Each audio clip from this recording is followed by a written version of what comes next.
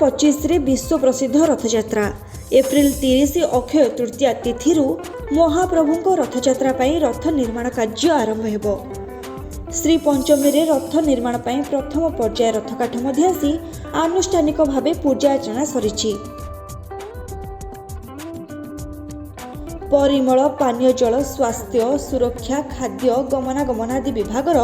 व्यवस्था को फोकस रखिछि जिला प्रशासन। किंतु जिला प्रशासन कार्य उपरे असंतुष्ट अछंती पुरीवासी। सहरर परिमल व्यवस्था ठारू आरंभ करी रास्ताघाट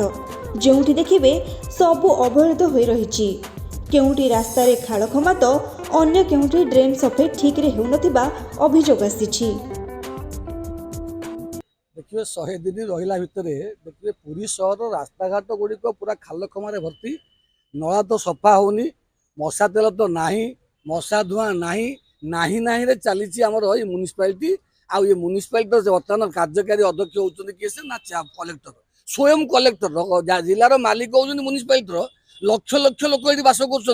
लक्ष लक्ष लोक प्रत्येक दिन आसुँच से कौ मनोभाव नहीं फेरुते कहले से मनोभाव नौथे रास्ता घाट गुड़ा एत खालखमा होती नला गुड़ाक दुर्गंध बाहर सफा होनी और इलेक्ट्रिक व्यवस्था केबुल व्यवस्था एपର୍ଯ୍यंत सरला ना। सबुठ बड़ कथा हूँ स्वास्थ्य सेवा आहरी विपर्यस्त पुरी सहर में ना डाक्तखाना से स्वास्थ्य व्यवस्था भी अच्छी सबुठ बिगड़ी जाटू आहरी बलि पड़ खाद्य। देखिए बासी खाद्य गुड़िक होटेल बिका होता बेले खाद्य मान निरूपण करने निर्धारण करने जो अफसर मैंने अच्छा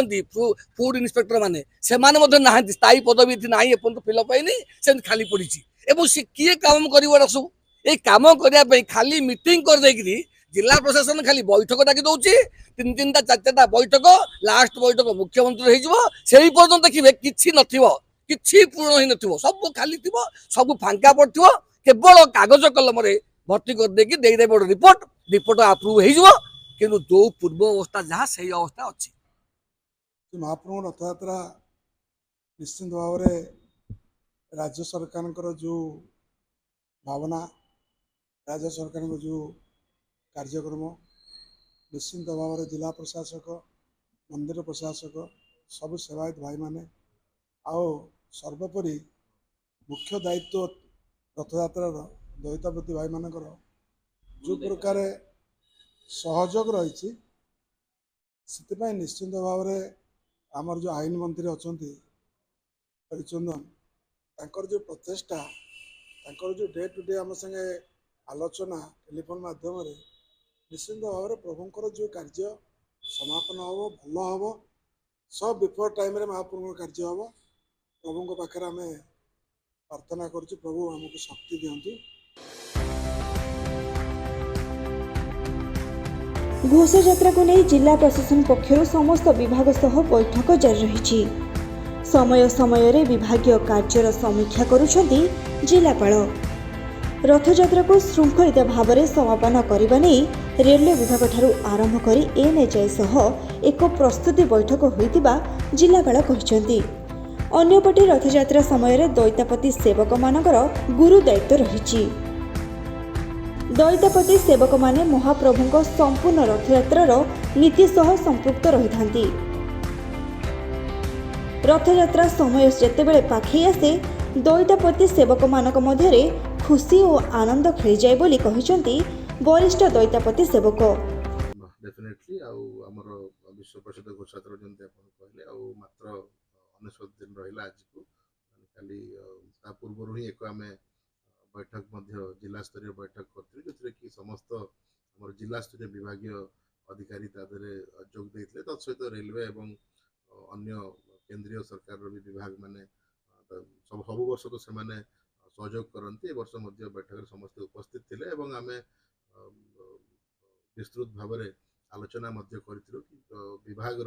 जो दायित्व रही रथ समय से गुड़ी को वर्तमान टू ही प्लानिंग करके जोटे दरकार अनुमोदन निज निज विभाग करवा एवं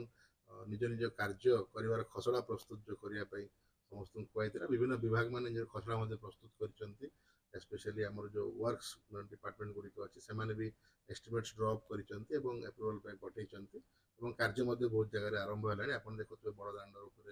जो परिमल व्यवस्था स्वच्छता अच्छी ट्रेन ता भी गोटे मेजर काम भी ऑलरेडी सरी आसिलानी तो समस्त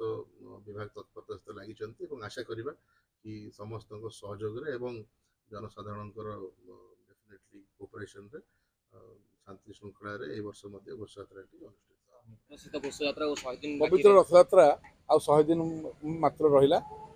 एमानकर सब बाहागर बेले बैगुण रुआ एने पाग खरा अच्छी यही समय जदि ड्रेन फ्रेन परिमल व्यवस्था सब सफा हो जाता ताले सेटा सब ट्रांसपोर्ट हो जाता और सुखी मैंने अलग आड़ी पड़ाता ये ठीक एमती बेल करेंगे आषाढ़ मास बेलू जमी रथयात्रा बेलू जमी नला पंकत कढ़ाई थो से वर्षाटा हम ये गोदरा कोड़ी थो जी माड़ीदेव से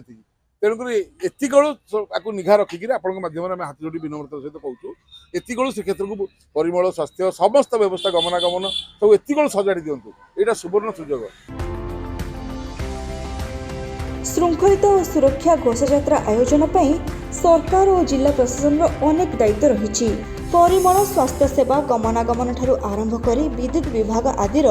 ଗୁରୁ ଦାୟିତ୍ୱ ମଧ୍ୟ ରହିଛି।